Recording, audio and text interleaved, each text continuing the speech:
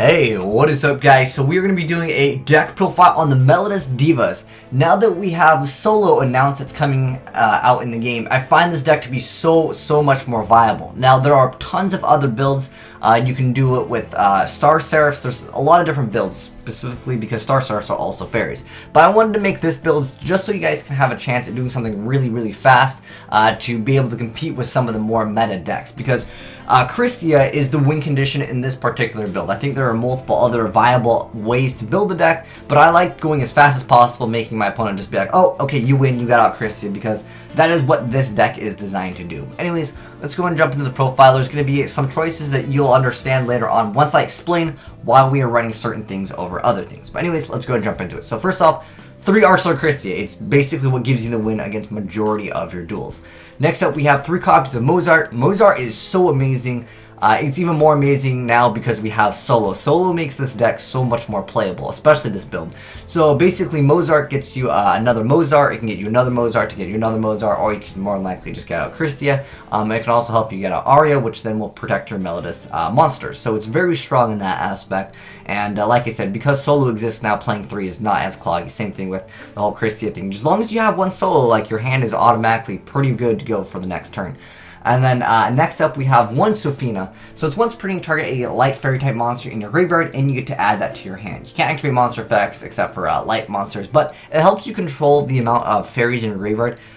You can special summon Christia in multiple ways. You have Mozart, you have Valhalla, you have Reasoning, you have potentially, if you want to try out other cards, you have Call of the Haunted, there's Pinpoint Guard, there's a lot of other ways to bring out Christia, but you can try to get out a certain amount of fairies so you can control exactly 4 in the graveyard, then you can special summons, then you gotta re-add another card to your hand. Sometimes that's honest.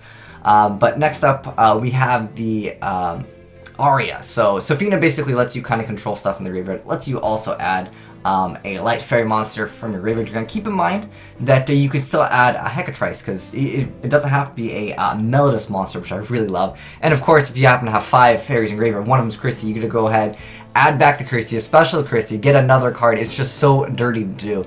But yeah, Aria is basically what makes the deck super viable. It lets you survive for multiple turns. This is actually one reason why I don't play Raigeki. I play Darkhold instead, is because when I stall out with Aria, when I'm playing the stall game, basically you want to get as much cards in your hand, and then you just automatically explode and you make your opponent simply lose. You cannot do that with Raigeki because you more than likely will be needing Valhalla. That is why I'm not playing Raigeki in the deck. So that's the explanation for that. Because I know someone's gonna be like, wow, this guy's freaking idiot. He plays Darkhold instead of Raigeki. The way Aria works, and most of the time, Darkhold and Raigeki are going to get the same effect. It's pretty much like, oh, Darkhold or Raigeki. You just get rid of all of your opponent's stuff while you have nothing.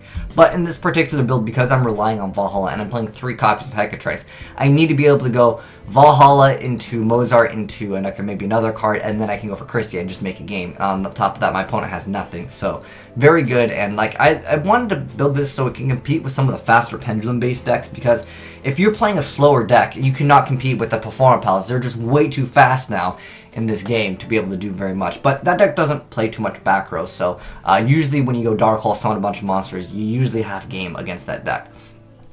Next up, I play 3 copies of the Solo. This is what makes the deck so much more viable. If your opponent controls monsters, you control no monster, you can special summon it. And then when this card is destroyed by battle and sent to the graveyard, you can special summon 1 Melodious monster from your deck, except for the same copy of itself. So with this card, you basically go for Mozart, or, you know, if you happen to have a certain amount of fairies, you can go for Sofina. At one point, I wanted to play more Sofina, but for the most part, I just didn't like her that much. I felt like she was very lackluster compared to the other cards, but, you know, try out different things. Modify the build to your liking. But Solo is just so good, it just busts out this card, or this, or Aria. Well, technically it's all of the Melodious cards. You usually don't get out this card, but I wanted to still play this card because I felt like it kind of is there as an option. But playing 3 Hecatrice, this card, you discard it, it searches Valhalla after you've gone through everything.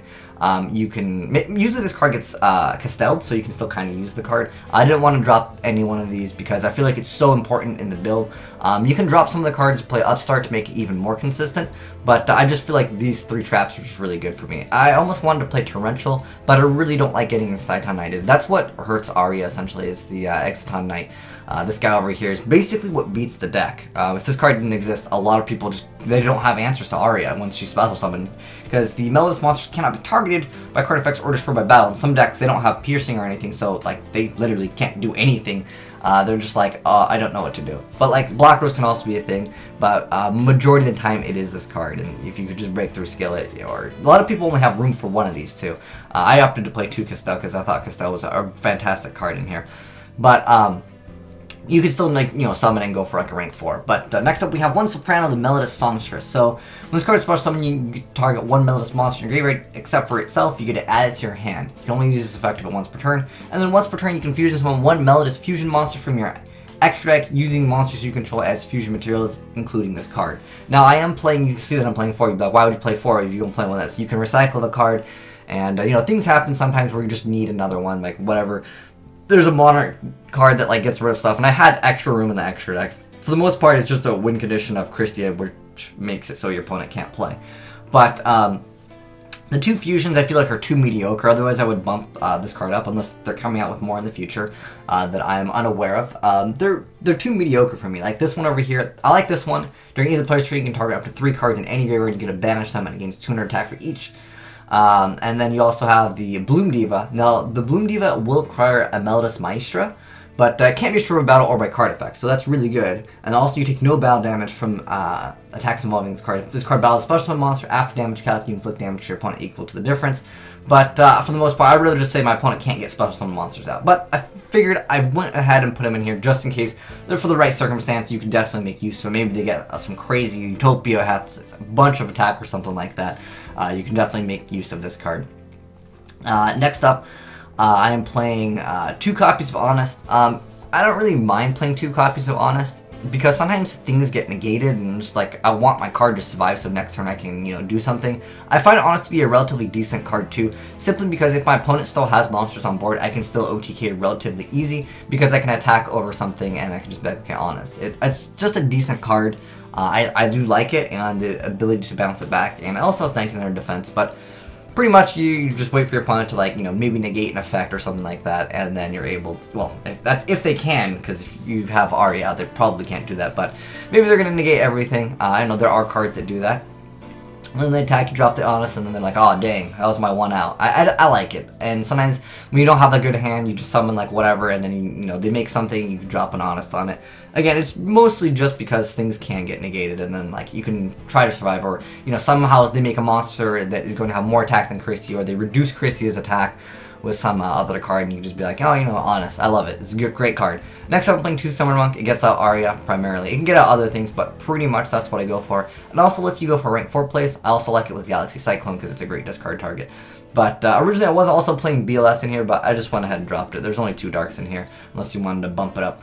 Then I'm playing 2 copies of Ghost Ogre Snow Rabbit. The only bad matchup I feel like this deck really has is specifically against Pendulum-based decks, so I'm trying to get rid of the consistency that those decks have, because those decks are super fast.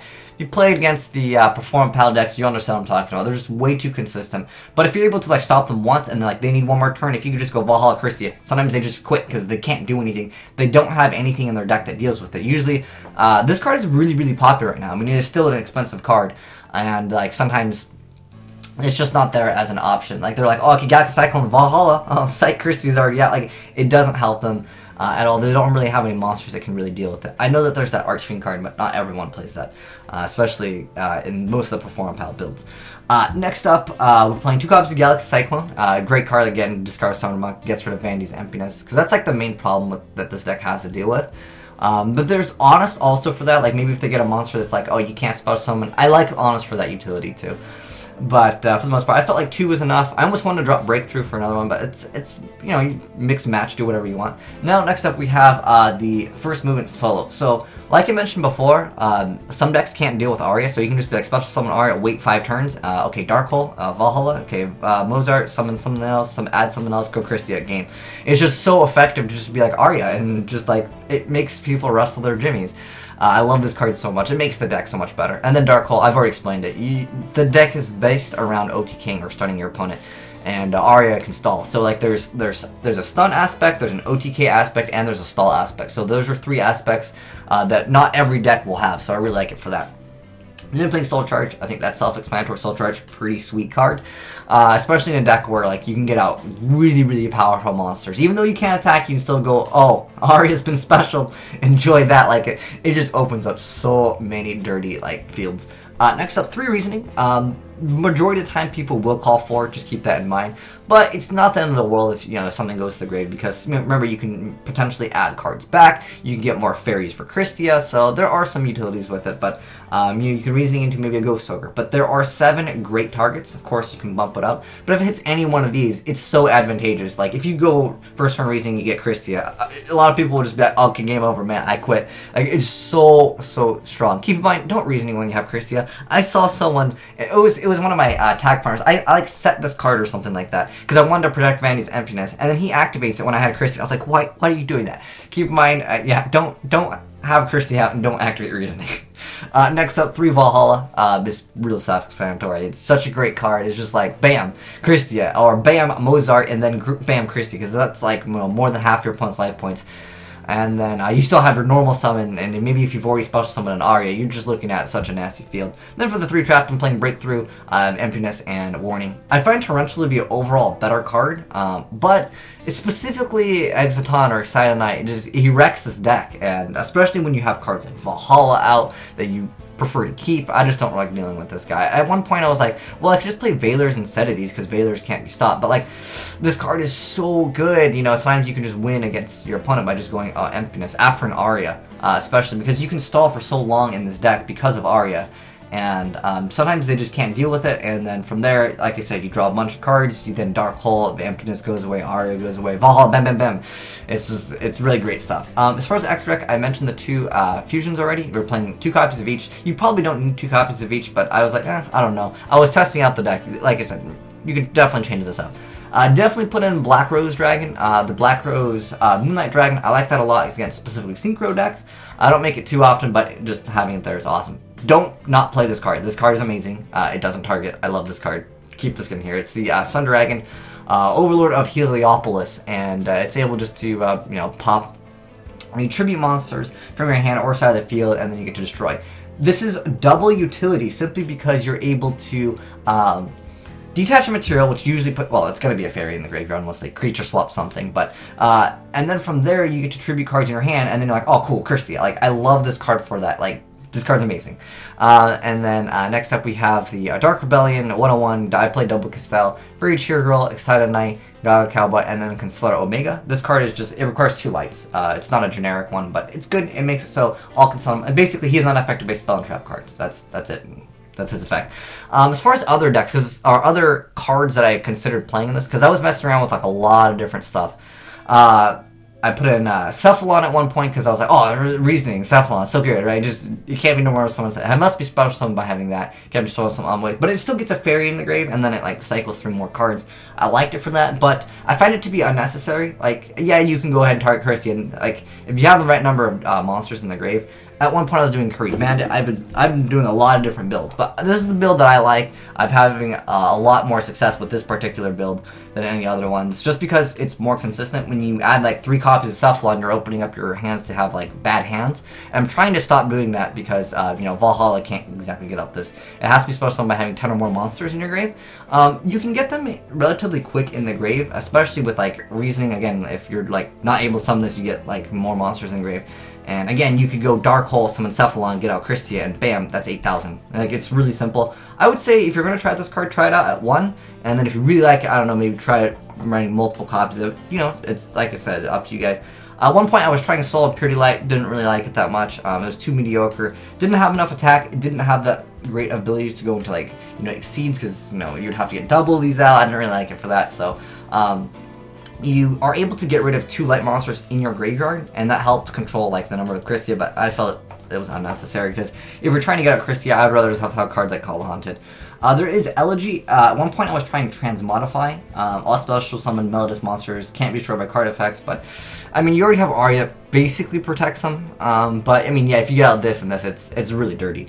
But I didn't really like running that and transmodify. I felt like it was too minus. There's Opera. It's just like 2300 attacker. It's kind of cute, but I think it's not really that viable.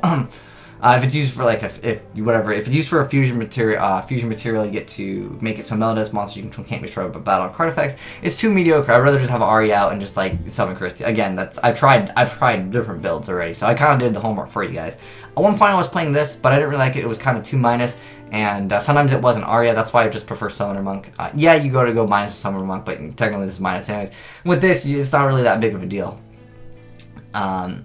Next up, we have the Serenade of the Melodious Diva. It can count as 2 tributes, and then after you summon this card, you can normal summon. Oh, actually, after you special summon it, you can normal summon another Melodious monster you control during your main phase. It's okay. I think this card just outclassed it super hard. At one point, I was trying Shining Angel into this, and like, it's not as great. Curry Bandit is an okay card. Again, I was trying to build with like, if you want to try like a Chaos build, I will definitely get you guys some gameplay footage of that, because I was working on a Chaos one. I kind of scrapped the build and I was like, well, I just want to make it more based around Christia, but I can still do that. I was going to do Curry Bandit, Cephalon, and that way I can throw in BLS, and I can do a lot more other things, and I can drop a lot of these like other cards just to make it like more monster based. So this build is going to be more so like it has so much utility, because like I said, it has stall, it has OTK, and it has stun specifically because of Christia. But yeah, great card as well. A trans modifier I talked about Regeki. At one point I was playing Regeki, and then like I was like, no, Regeki's not even that great because Arya's stuck on board. So I wanted Dark Hole again. Point was already made. You can drop these traps. You just want to go with supersonic speed. 3 upstart goblins. There you go. Also, Mausoleum of the Emperor was a card I considered because it made Christia even faster. You end up paying a lot of life points. Sometimes you get Dark Hold, then like they summon a bunch of monsters, and it's like, oh dang, I lost. But nonetheless, if you get out Christia, sometimes you can win because of that. And I did like this card. It's up to you guys. Try it out. Let me know what you guys think of it. I did make an anti-meta version of this deck before, but I feel like solo just does a lot for the deck, and I really enjoy that. Because like if you're using this effect twice, that's usually half of your life points. That's 4,000, and especially when you're running Soul Charge, you know, Warning, it's a lot of life. But anyways, another card I thought about running. I tried it. It was dirty sometimes. It was called Luminize. It basically makes it so you get negative attack, then you gain a bunch of attack, then you get to attack over stuff, but I didn't really like that because, like, again, the times that you're gonna finish people off, it's usually Arya stall for a long time, Valhalla, well, Dark Hole, and then Valhalla, and then bam, Mozart, and then special, outplay, outskill them, and then we got Melodious Illusion. I tried this card. I feel like Lance outclasses it because Lance is faster, but it's unaffected by the opponent's spawn traps. But the main reason why I like this card, it did support a little bit more OTKs because it can make a second attack during each battle phase. That's absolutely ridiculous. Because you could just be like, oh, you know, this card that I summoned, and I summoned another one, it has 2,600 attack, and it can attack twice. Like, that's ridiculous, but I feel like it was a win harder card. Again, the basic concept of the deck could be, you know, stall, stun, or TK is really cool stuff. But anyways, like I said, guys, let me know what you think of it. I'll definitely get a Chaos build for you guys, and we can make, you know, the deck a little bit different. We'll see how it goes. But anyways, thanks for watching, guys. It's been your boy, Will Smith, signing out.